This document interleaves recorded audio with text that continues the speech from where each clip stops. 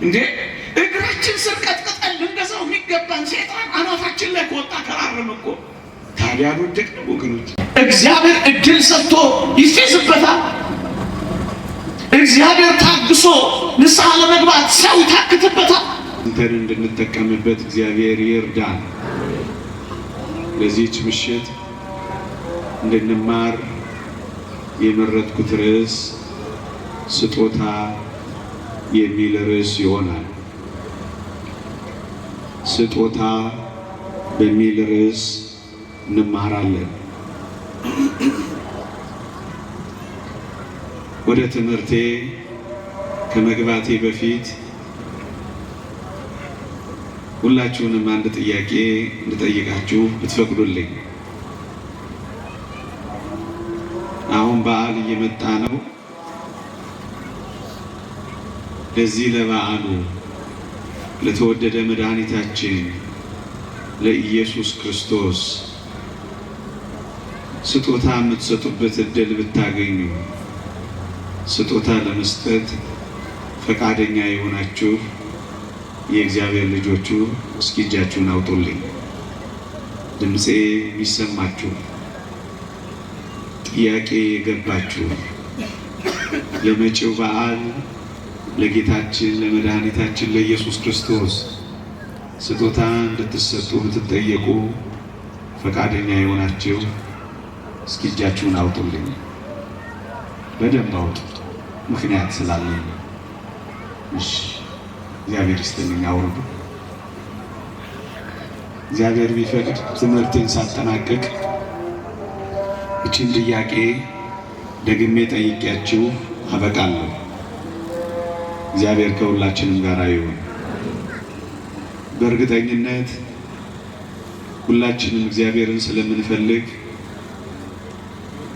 በሰውነታችን እግዚአብሔር እንዲያድር እንፈልጋለን። በሕይወታችን እግዚአብሔር ከኛ ጋር እንዲኖር እንፈልጋለን። የእግዚአብሔር ቃል ቤቱ ነን ስለሚል እግዚአብሔር የኛን ሰውነት ቤቱ አድርጎ እንዲያድርበት ልባችንንም ዙፋን አድርጎ እንዲኖርበት እንፈልጋለን። እርግጠኛ ነኝ ሁላችንም ይሄንን እንፈልጋለን። እግዚአብሔር እንዲያድርብን፣ እግዚአብሔር በሰውነታችን አድሮ እንዲኖርብን እንፈልጋለን።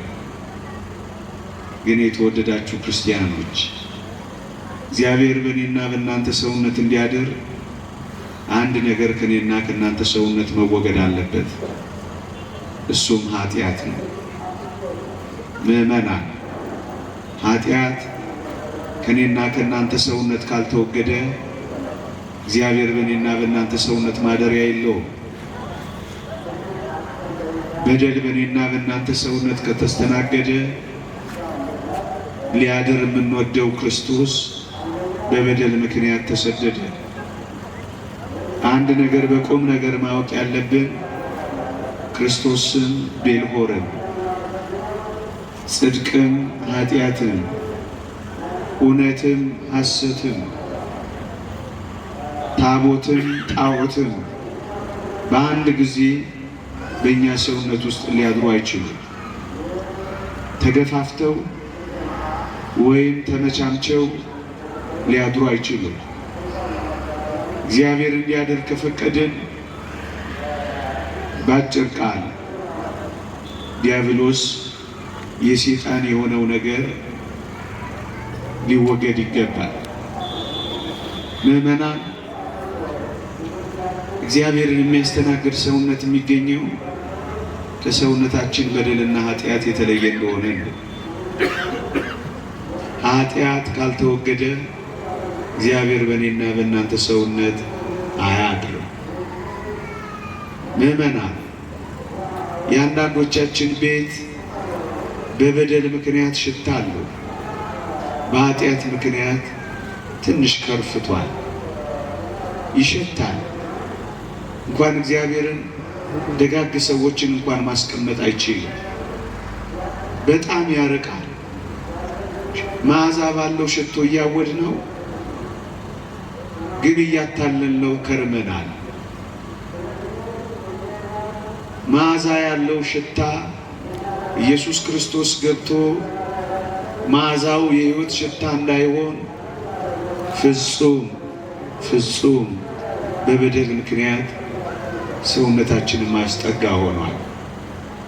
የአንዳንዶቻችን ቤት የአንዳንዶቻችን ደግሞ ሰውነት የተወደዳችሁ ኦርቶዶክሳውያን ትርምስምስ ብሏል። እዚህም እዚያም የወደቀ ዕቃ ሞልቷል። እንኳን ለመኖር ለመርገጥ እንኳን ከባድ ሆኗል። ብዙ ነገር በሕይወታችን ተመሰቃቅሏል። ታዲያ እግዚአብሔር እንዴት በዚህ ሰውነት ያድራል? ያልተስተካከሉ ብዙ ትርምስምሳቸው የወጡ ነገሮች አሉ። ታዲያ እግዚአብሔር ደጆቹ ተከፍተው የሚረግጥበት ቦታ እንኳን አጥቶ እንዴት በእኛ ሰውነት ሊያደር ይችላል? ካልተስተካከለ በቀር የአንዳንዶቻችን ሰውነት፣ የአንዳንዶቻችን ቤት፣ የአንዳንዶቻችን ሰውነት ገና መግቢያው በር ላይ ብርቱ ተናካሽ አውሬዎች ታስረውበታል። ተናዳፊ ለስላሳ እባብም ገብቶበታል። እንደ አንበሳ የሚያገሱ፣ እንደ ውሻ የሚናከሱ፣ እንደ እባብ የለሰለሱ በቤታችን ደጆች ላይ ተርመስምሰዋል። ታዲያ ክርስቶስ እንዴት አድርጎ ወደ ውስጥ ገብቶ በእኔና በእናንተ ሰውነት ያድራል? የአንዳንዶቻችን ሰውነት እውነት እንነጋገር ከተባለ እንኳን ሊያሳድር ሊያሱል እንኳን አይችልም። ብዙ ተባዮች ሞልተውበታል። ጥቃቅን ናቸው፣ ግን ተናዳፊዎች ናቸው። ሰውነትን ይበላሉ፣ ውጣ ውጣ ይላሉ፣ ያሰድዳሉ። ሸረሪት ሞልተውበታል እና በጣም ያስጸይፋል። ምዕመናን፣ ይህን ሁሉ ማወራው ስለምን ይመስላችኋል? ክርስቶስ የማያድርበት ቤት ከሆነ እንዴት ሊስተናገድበት ይችላል? ቤቱ ነና። ታዲያ ቤታችን እግዚአብሔር እንዲያድርብን ከፈለግን በሞቴ አንድ እውነተኛ ቁም ነገር በዚህ ምሽት እንነጋገር። ኃጢአት መወገድ አለበት። አንደኛ። ሁለተኛ፣ በእርግጠኝነት እግዚአብሔርን ታፈቅሩታላችሁ፣ እግዚአብሔርን ትወዱታላችሁ ወይ ብላችሁ በእርግጠኝነት በደንብ ድብን ብላችሁ ነው የምትመልሱልኝ። አውቃለሁ፣ እኔም እንደናንተው ነው። ግን የተወደዳችሁ ክርስቲያኖች እግዚአብሔርን የማፍቀራችን እግዚአብሔርን የመውደዳችን እውነት የሚገለጠው አንድ ነገር በማድረጋችን ነው። ምን? ኃጢአትን በመጥላታችን። ወደ ጌታችን የምትገሰግስ ነፍስ ከኃጢአት የተቆራረጠች ልትሆን ይገባል። እንኳን የእግዚአብሔር ፍቅር፣ እንኳን የክርስቶስ ፍቅር፣ የእናት የአባት ፍቅር እንኳን ይሉኝታ ያስይዝ የለ። በይሉኝታ ብዙ ነገር እንተውላቸው የለ። እግዚአብሔርን የምታፈቅር ነፍስ፣ በእግዚአብሔር ፍቅር የተሞላች ነፍስ በእርግጠኝነት የምትወደውን የምታፈቅረውን አምላኳን ለማስደሰት አንድ ነገር ታደርጋለች። ምን? እግዚአብሔር የሚጠላውን ትጠላለች። አምላኳ የሚወደውን ትወዳለች። ክርስቲያናዊት ነፍስ ማለት ይችላል። ለእሷና ለራሷ ብቻ የምትኖር አይደለችም። ቅዱስ ጳውሎስ እንዳለው የምኖረው ለክርስቶስ ነው እንዳለው፣ በእኔ የሚኖረውም ክርስቶስ ነው እንዳለው፣ ለምትኖሩለት አምላክ የሚወደውን ነገር ታደርጉለት ዘንድ ትገሰግሳላችሁ። ይህን መውደዳችን ምዕመናን፣ እውነት እንነጋገር ከተባለ መገለጫዋ እግዚአብሔር የሚወደውን ማድረግ ነው፣ እግዚአብሔር የሚጠላውን መጥላት ነው። እግዚአብሔርን ተወደዋለህን? እንግዲያስ መውደድህን ኃጢአትህን በመጥላት አሳየው። እግዚአብሔርን ታፈቅሪዋለሽን? እንግዲያውስ ስለምታፈቅሪው አምላክ የሚጠላውን ጥይለታ። መጽሐፍ ቅዱስ እንዲህ ይላል ወገኖቼ፣ ላንብብላችሁ። የዓለም ወዳጅ ሊሆን የሚፈቅድ እንግዲህ የእግዚአብሔር ጠላት ሆኗል ይላል። ልድገመው በሞቴ። የዓለም ወዳጅ ሊሆን የሚፈቅድ የእግዚአብሔር ጠላቱ ሆኗል ይላል። ወገኖቼ አጭር ቃል ልጠይቃችሁ። እግዚአብሔርን አፈቅረዋለሁ ወይ ካላችሁ የዓለም ወዳጅ አለመሆናችሁን አረጋግጡ። የዓለም ወዳጅ መሆናችሁን ካወቃችሁ ያሳዝናል። የእግዚአብሔር ጠላቱ መሆን ጀምረናል ማለት ነው። ይሄው የእግዚአብሔር ቃል የሚናገረው እሱን ነው። እንግዲህ የዓለም ወዳጅ ሊሆን የሚፈቅድ የእግዚአብሔር ጠላቱ ሆኗል ይላል። ልጠይቃችሁ ምዕመናን፣ እርግጠኛ ነኝ እግዚአብሔርን ትወዱታላችሁ፣ ግን አልታወቀንም እንጂ ጠላቱ እኮ ሆነናል። በምን ምክንያት? በበደልና በኃጢአት ምክንያት። እናፈቅረዋለን ካል እንግዲህ ከዓለም መቆራረጥ ይገባናል። ወዳጆቹ ነን ካል የዓለምን ወዳጅነት መበጠስ ይገባናል። የዓለምን የእግዚአብሔር የሚሆኑ ክርስቲያኖች ከቶ አልተሰሙም። እንግዲህ የእግዚአብሔር ጠላቱ እንዳንሆን ወዳጅ ምዕመናን፣ አንድ ጨከን ያለ ነገር ልንገራችሁ። የእግዚአብሔር ቃል እንዲህ ይላል፣ በበደላቸውና በኃጢአታቸው የእግዚአብሔርን ልጅ ይሰቅሉታልም ያወርዱታልም ይላል ቅዱስ ጳውሎስ። ወዳጄ አይሁድን በየዓመቱ በሰሙነ ሕማማት ስናወግዝ እንከርማለን። ግን እንዳትረሳ፣ ምናልባት እኔ እናንተ በበደልና በኃጢአት የምንሰቅለው አምላካችን እንዳይኖር የምትወደውን ሰቅለው ታውቃለህ? የምታፈቅሪውን በጥፊ መተሽው ታውቂያለሽ? ምዕመናን፣ ነቢዩ ዘካርያስ እንዲህ ብዬ ጠየቅኩት ይላል። ይህ የቆሰልከው ቁስል ምንድን ነው ብዬ ጠየቅኩት ይላል። በወዳጆቼ ቤት የቆሰልኩት ቁስል ነው አለኝ ይላል። ወዳጅ አፍቃሪህ ፈላጊህ በበደልና በኃጢአት አሁንም እያቆሰልከው እንዳይሆን መርምረዋ። በእኔና በእናንተ ቤት የደከመ በእኔና በእናንተ ፍቅር የደከመ ዛሬም በበደልና በኃጢአታችን እያደከምነው እንዳይሆን ጠርጥረዋ። እግዚአብሔርን የሚወዱ ሁሉ እግዚአብሔርን መውደዳቸውን በአንድ ነገር ያረጋግጣሉ። ዓለምን ፈቃዷን በመተው ያረጋግጣሉ። የዓለምን ወዳጅነት በመጥላት ያረጋግጣሉ። አባ እንጦንስ ወደ ምናኔ ሲሄድ ሕፃናት እየተጫወቱ ሰማ። ምን ሲሉ? ይሄ ቡድንና የቡድን አባቶች እንደሚባለው አይነት ጨዋታ ነው። እሱን ሰማ። ምን ይባባላሉ መሰላችሁ? እኛ እንወደዋለን፣ እሱ ይጠላናል። እኛ እንጠላዋለን፣ እሱ ይወደናል ሲባባሉ ሰማና ቆመ አባ እንጦንስ እና ለራሱ ተረጎመው። ምን አለ መሰላችሁ? እኛ እንወደዋለን፣ እሱ ይጠላናል፣ ዲያብሎስ ነው።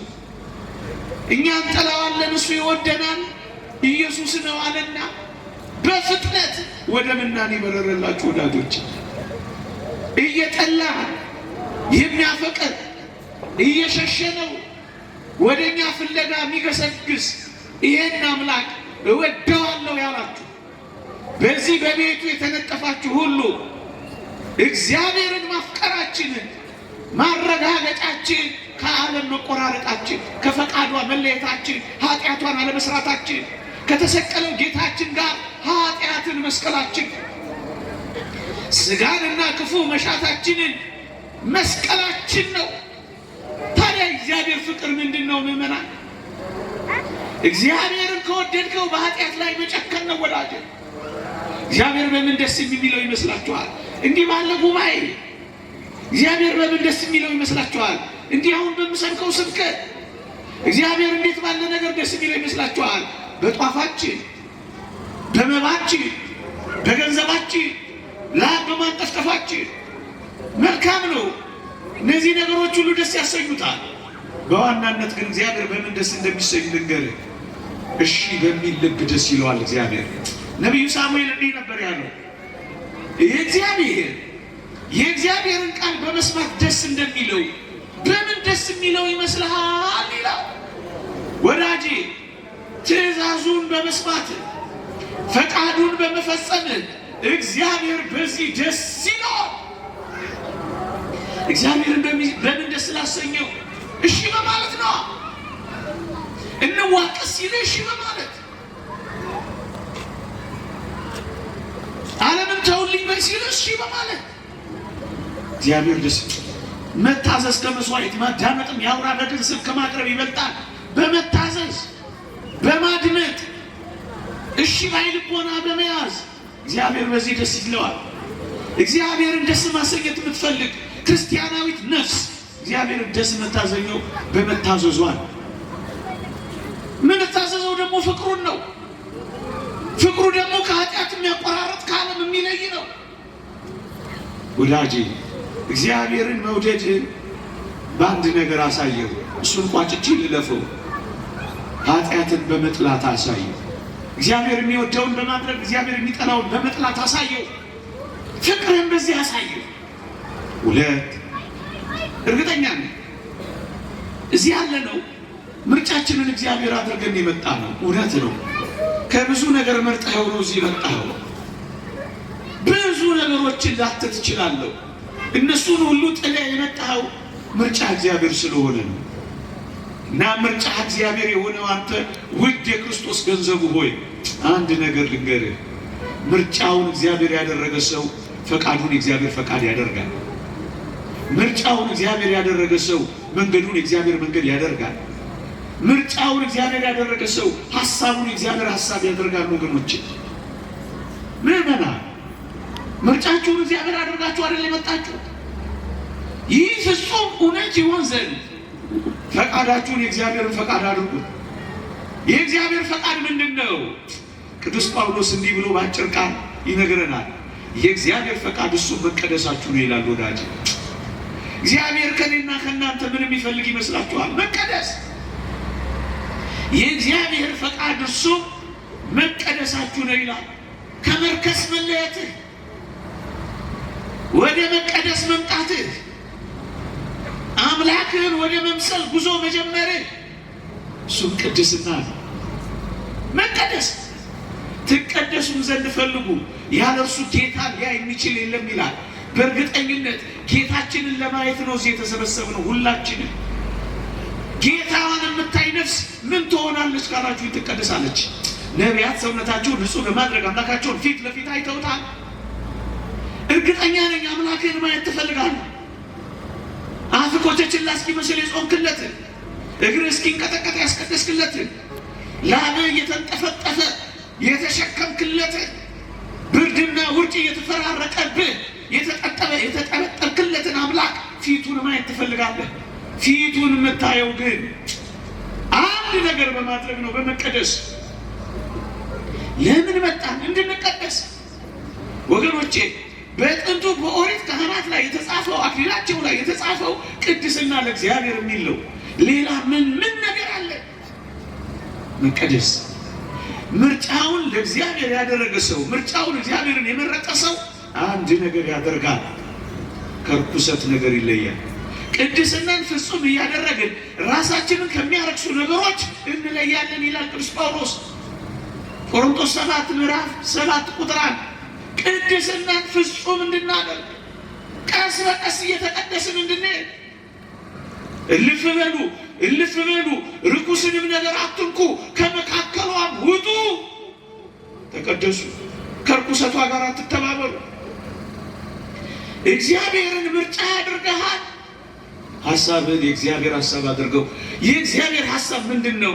እግዚአብሔር ለእኛ ያለው ሐሳብ የሰላም ሐሳብ ነው። እግዚአብሔር ለእኛ ያለው ሐሳብ የፍቅር ሐሳብ ነው። እንደ እግዚአብሔር ሰውን የወደደ እንደ ሰው በእግዚአብሔር ፍቅር ላይ የቀለደ አለ ይሆን? እንደ ሰው ወደ እግዚአብሔር እንደ እግዚአብሔር ወደ ሰው የመጣ እንደ ሰው ከእግዚአብሔር የራቀ አለ ይሆን? ታስበው ዘንድ ሰው ምንድን ነው? ትጎበኘው ዘንድ የሰው ልጅ ምንድን ነው ተብሎ ተጽፏል እኮ። ምዕመናን ማን ሆነን ነው እኛ አምላክ ከሰማይ የወረደልን? ምን ስለሆነን ነው የተዋረደ ስጋችንን የወሰደልን? ምን ብትሆን ነው አንተ አምላክ ችንካር ላይ የቆመልን? ታስበው ዘንድ ሰው ምንድን ነው? እኮ እጅግ መነጋገሪያ የሊቃውንት መመሪያ እኮ ነው። ሰው ምን ቢሆን ነው እንደዚህ የሆንክልን? የእግዚአብሔር ሐሳብ ይሄ ከሆነ አንተ አንቺ ስለ እግዚአብሔር የምንሆንለት ነገር ምንድን ነው? ምን ሆንለት ለእግዚአብሔር? ምን ልንሆንለት መጣንለት ለእግዚአብሔር? ምን ልንሆንለት መጣንለት ለእግዚአብሔር? ምርጫውን እግዚአብሔር ያደረገ ሰው ለእግዚአብሔር የሚሆነው ነገር አለ። እሱ ሁሉን ነገር ትቶ እንደመጣ የሚተውለት ነገር አለ።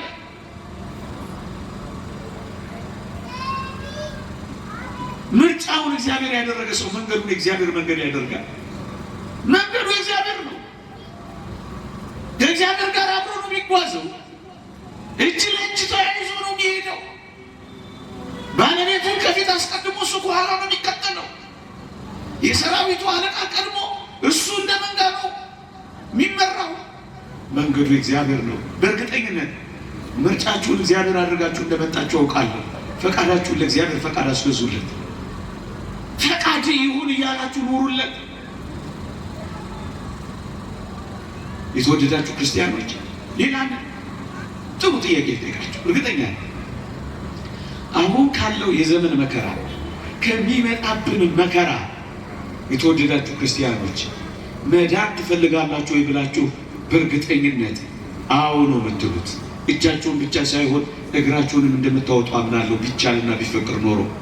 የተወደዳችሁ ክርስቲያኖች አሁን ካለው ዘመን መከራ ከሚመጣው መከራ መዳን የሚፈልግ ክርስቲያን አንድ ነገር ያደርጋል። መከራው እንዲመለስለት ወደ እግዚአብሔር ይመለሳል። መከራው እንዲርቅለት ወደ እግዚአብሔር ይቀርባል። መከራው እንዲቀልለት ኃጢአቱን ያቀላል። እኔ እውነተኛውን መንገድ ብቻ ነው የምነግራችሁ። በቃላት ልራቀቅ አልቆምኩም። ይሄ ዘመንና የሚቀጥሉ ዘመናት መከራ አለው። እያያችሁ የምጡ ጣር መጀመሪያ ላይ ቆመ። ቀኑ እየመሸ ቀኑ ሲቀርብ እያያችሁ አልመሸም ብትሉ አያሳፍርም። እያያችሁት ባይናችሁ ምዕመናን ከዕለተ ስቅለት እስከ ዕለተ ምጽአት የክርስቲያኖች መከራ ነው። ከዕለተ ስቅለት እስከ ዕለተ ምጽአት የክርስቲያኖች ሐዘን ነው። መከራማ ውስጥ ነን ያለ ነው። አንዳንዶቻችን የሌሎችን መከራ ማድረግ ስላቃተን ነገሩን እንደ መከራ ሳይሆን እንደ ፒስ ስለቆጠርነው ነው እንጂ በመከራማ ነው እየኖርን ያለን። ደግሞ ይህ መከራ ይብሳል። ይህን ምላችሁ ላስፈራራችሁ አይደለም። ምን በወጣችሁ እናንተስ ልትጽናኑ መጣችሁ ላስፈራራችሁ አይደለም። ግን እውነት ብነግራችሁ ነው የሚያዋጣው። የእግዚአብሔር ቃል እንዲህ ይላል፣ በክፋት እየባሱ ይሄዳሉ ይላል። ለዚህ ነው በቀደም የጣሊያኗ ጠቅላይ ሚኒስትር ወጣ 2025 ትንሽ ከበድ ይል ነበር፣ 2026 ደግሞ የበለጠ ይከብዳል ያለች። ለዚህ ነው ይነግሩሃል፣ ያውቁታል ምን እንደሚሰሩ። በክፋት እየባሰ ከሄደ ዓለም ክርስቲያናዊ ሰው ደግሞ በመከራ ውስጥ ይኖራል። በእርግጠኝነት ከዚህ መከራ መዳን የሚፈልግ ሰው ምን ያደርጋል ካላችሁ፣ ከመከራ ወደሚያወጣው ክንድ ይጠጋል። ከመከራ ወደሚያሳልፈው ቀሚስ ስር ይደበቃል። ማንም አልፎት የማይነጥቀው እጅ ውስጥ ያርፋል። እዚያ ውስጥ እንግባ። መከራው እንዲመለስ እንመለሳ። የእግዚአብሔር ቃል እንዲህ ይላል፣ ትንቢተ ኤርምያስ ምዕራፍ 26 ቁጥር 13 እግዚአብሔር የተናገረባችሁን ክፉ ነገር ይተዋል ይላል። ተራሮች ወደ ባህር ልብ ቢገቡ ልቤ አይፈራም እንዳለው ዳዊት አብረን እንድንዘምር እግዚአብሔር ጋር መኖር ያስፈልጋል። ወገኖቼ እንመለሰው። መከራው አይቀር። መከራውን የሚያልፉት ግን መከራውን ከሚያሳልፍ አምላክ ጋር የሚኖሩ ብቻ ናቸው። ከዕለተ ምጽአት በኋላ የሌሎች መከራ ይቀጥላል፣ የኛ መከራ ያበቃል። ቅዱስ ያዕቆብ ዘሥሩግ እንደተናገረው ያን ጊዜ ጩኸት ይሆናል፣ የማይጠቅም ጩኸት ነው ይላል። ዓለም በዚህ ዘመን የክርስቲያኖችን ጩኸት አይሰማም። ያን ጊዜ እሱ ጩኸት አይሰማም። ዛሬ አፋችንን እንከፍታለን፣ ዓለም የኛን አፍ ይዘጋዋል። ያን ጊዜ ግን እሱ አፉን ይከፍታል፣ ማንም አይሰማውም፣ ይዘጋል። ያን ጊዜ ፍጅት ይሆናል፣ የማይጠቅም ፍጅት ይሆናል። ፍጅት ታዲያ ከዚህ መከራ ከሚመጣው መከራ ወዳጄ ሆይ ማረፍ አትፈልግም? እኔ ቃላት እያሰማመር በቃላትም አልራቀቅም፣ ግን እውነት ነው። መከራው ቀርቧል፣ ፈተናው መጥቷል። ነገሩ ቀስ እያለ ወደሚፈለገው ስርዓት በመግባት ላይ አለ። በዚህ ዘመን ከሚመጣው ቁጣ፣ ከሚመጣው መከራ፣ ከሚመጣው ቅጣት ጋር አብረን እንዳንቀጣ ክርስቲያኖች ሆይ ወደ እግዚአብሔር እንጠጋ። መከራውን ሊያሳልፍ የሚችል መከራው ቢኖርም እንዳይሰማን ሊያደርግ የሚችል በመከራ ውስጥ ብንኖርም እንድንደሰትበት የሚያደርግ እግዚአብሔር ተናግሯል። ምን ብሎ? ይተወዋል። የነነዌ ሰዎች በመከራ ውስጥ የተተወላቸው ምን ስላረጉ ነው? ሲመለሱ እሳቱ ተመለሰ። ለልጆች እንዲመለስላቸው አትበድል፣ ለምድሪቱ እንዳይከፋት አታጎሳቁል፣ በኃጢአት ተመለስ። ምዕመናን እንዴ ምን እነግራችኋለሁ? ሰሞኑን ወጣ ብሎ የነገረን እንደ ቀልድ እንደሱ እኮ ነው። የእስራኤሉ ጠቅላይ ሚኒስትር ምንድን ያለው? መሲሐችን መንገድ ላይ ነው፣ እየመጣ ነው እኮ ነው ያለው። መሲሐችንን ለመቀበል ነው የሰሎሞንን ቤተ መቅደስ መገንባት ያለብን እኮ ነው የሚለው። ገብቷቸዋል። ይሄ መሲህ ኢየሱስ ክርስቶስ እንዳይመስል ወዳጅ፣ ጌታችን ኢየሱስ ክርስቶስ ከመምጣቱ በፊት በብዙ ድንቆችና ተአምራት የሚመጣ ሌላ አለ። ሲሆን በውድ ካልሆነ በግድ እንድንቀበለው የሚያደርጋለን። በውድ በተአምራትና በምልክቶች፣ በግድ የምትበላውን በማሳጣት የምትሸጠው የምትለውጠው በማሳጣት በግድ እኛን ካልተቀበልክ አትኖርም እያለ በግድ ክርስቶስ ዳግመኛ ለተአምራትና ለመንከራት አይደለም የሚመጣው፣ ለፍርድ ነው የሚመጣው። አታላዩ ግን በብዙ ተአምራትና ድንቆች ነው የሚገለጠው። ታዲያ ይህን መከራ ለማለፍ ወደ ክርስቶስ አትቀርብም፣ አትጠቀም።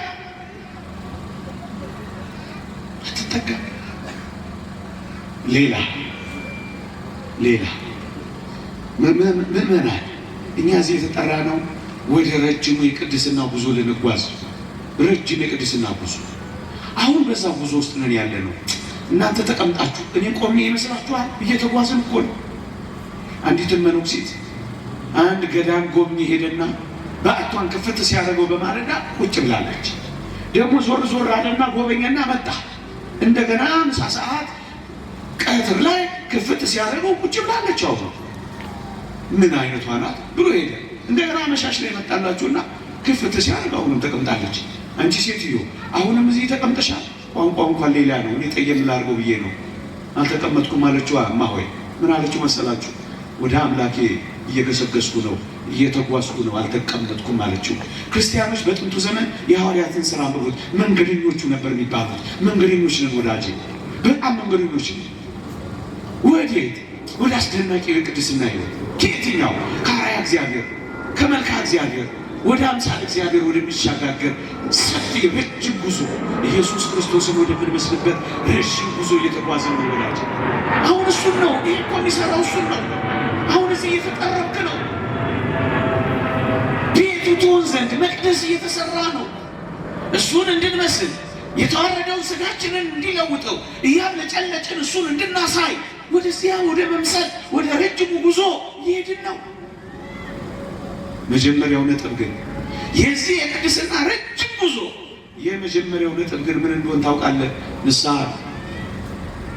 ንስሐ ምእመናን፣ ንስሐ የቅድስና ጉዟችን የመጀመሪያው ነጥባችን ከእግዚአብሔር ጋር ስለ ኃጢአታችን ይቅርታ መጠየቅ ነው።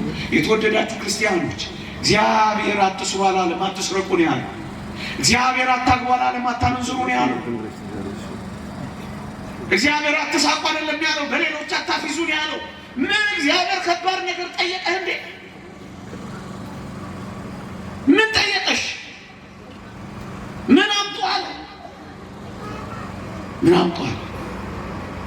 የዚህ የረጅሙ ጉዞ መነሻው ግን ንስሐ መግባት። ኔትወርኩ አቬሌብል የሚሆነው ስትታረቅ ወዳጅ። ሰሞኑን ባለው ጦርነት እዚያ ባህር ውስጥ ከዘረጉት አንዷን መስመር ቁርጥ ካረጓት አበቃላት አለ። ዋትሳፕ ይሄ ምናምን በለው ይቆማል። አንዷን መስመር ኃጢአት እሷ ከቆረጥካ ትገናኛለህ። እግዚአብሔር እድል ሰጥቶ ይፌዝበታል። እግዚአብሔር ታግሶ ንስሐ ለመግባት ሰው ይታክትበታል። እግዚአብሔር እየጠበቀ ሰው ዞር እያለ ይስቅበታል። እግዚአብሔር አይናን እያየ ሰው ይቀልድበታል። እግዚአብሔር እየፈለገ ሰው ይደበቅበታል። እንደሱ ነው ይሁን ያለ ነው። ሁላችንም ከዚህ ጀምሮ ወደ ውጪ። የኢልማ አንድ መዝሙር በጣም ይገርመኛል። ሁል ጊዜ ምንድን ነበር የሚለው?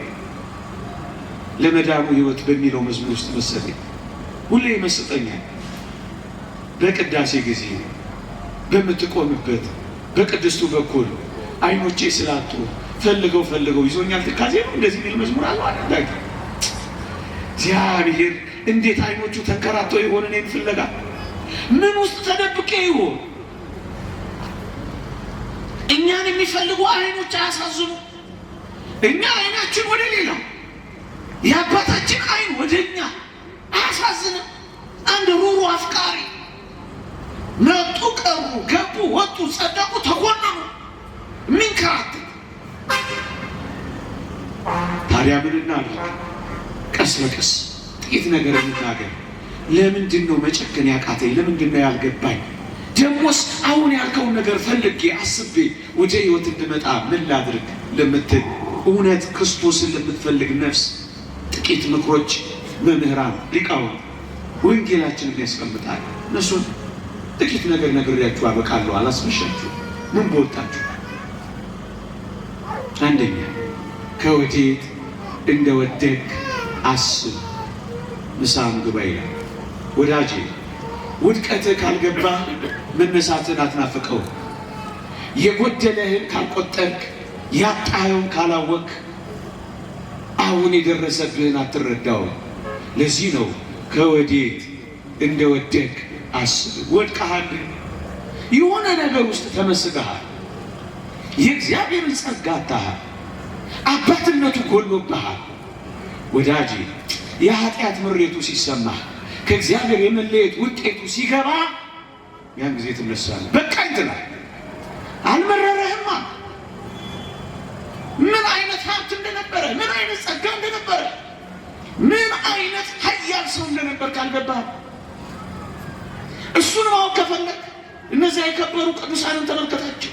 እንኳን በአካል እየረገጡት መሬታቸው እንኳን አካላቸው፣ ሰውነታቸው፣ ጥላቸው እንዴት አጋንንትን ያስጨንቅ እንደነበር ተመልከት።